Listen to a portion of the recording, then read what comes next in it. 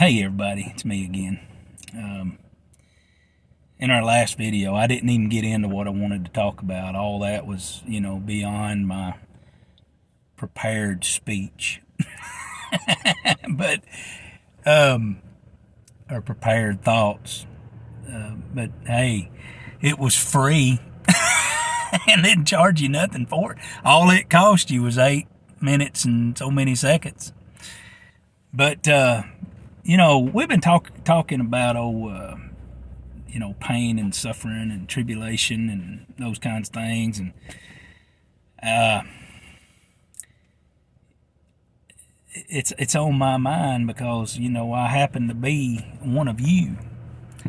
I happen to be going through that. We all do. Some of us to a greater degree than others. And we talked about Job some. I'm going to talk about him more, but did he go through it? And, one point we tried to make was that sin oftentimes is why we suffer. Sometimes it is, why we go through these things and tribulations, so on and so forth. And sometimes sin has nothing to do with why we're suffering.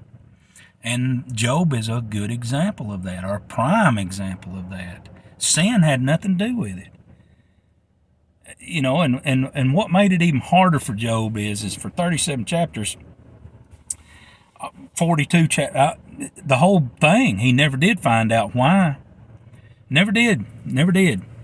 God finally told him some things, but it wasn't an answer to his question, which is why. And are you any better than Job? Because I sure ain't. It says about him, the author of the book of Job said he is righteous and blameless and upright and one who fears God and shuns evil, or turns away from it. And then God said that about him. Said, have you tried my servant Job? He's blameless and upright man. He fears God and he turns away from evil. And he holds fast to his integrity, although you incited me. God said that. You incited me against him to destroy or consume, the literal says, the literal Hebrew, to consume him without cause.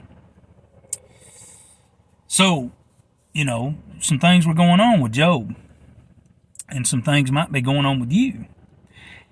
And it might be the corrective hand of God on you. We see through the scriptures that there are times when people need to be straightened out, and God does use things like sickness or disease. I know people don't like that, but there it is. It's in the Old Testament and the New Testament. And he will even use death. Yep. We said that in a couple of videos ago, and we gave you examples. So go back and listen to those videos, and you can hear the examples. But it's hard. I just don't have time to repeat it all. I'm already so far into this video and used a bunch of time. But, Job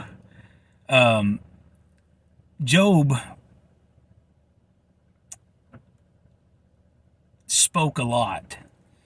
I mean, chapter after chapter, and and he was trying to defend himself because his 3 friends were saying, "You must be sinning. You've got to be having, that's why God does this to you, And Job kept trying to defend his own self, and said no.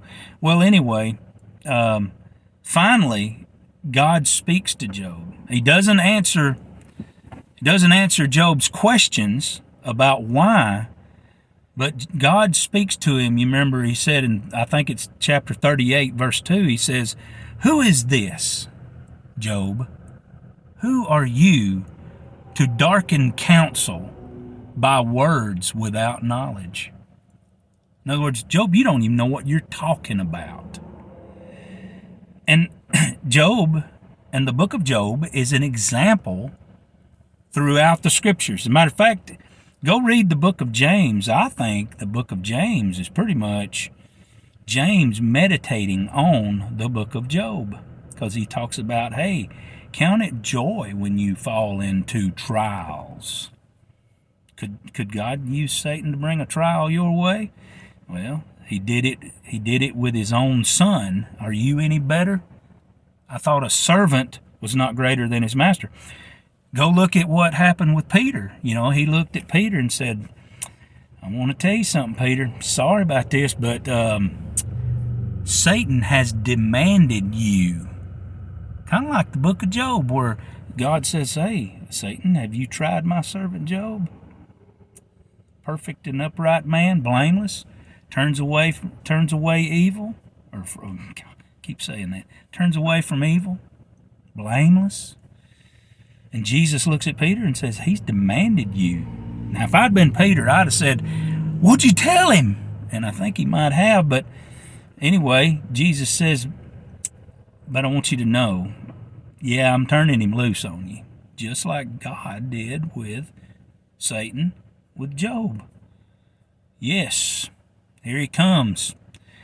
But I prayed for you, and when you're converted, Peter, restore your brothers. He gave him some hope that it's going to turn out okay. But when it was going on, when Peter was cursing God, Jesus,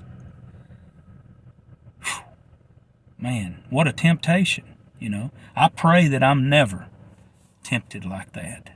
I do not want to deny or curse my God. At any rate, who is this who darkens counsel? Or, darkens counsel by words without knowledge. Job, you don't even know what you're talking about.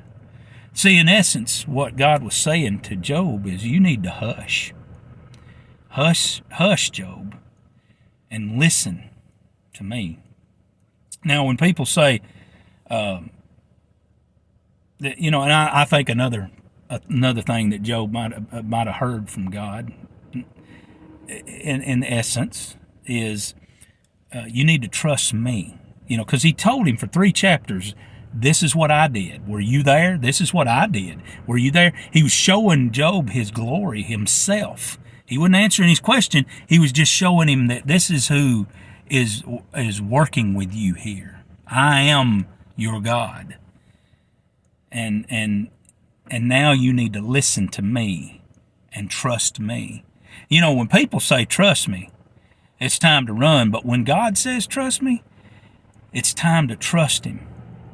You know, run out of time again, but take it all with a grain of salt, and maybe we'll get back into this in the next video.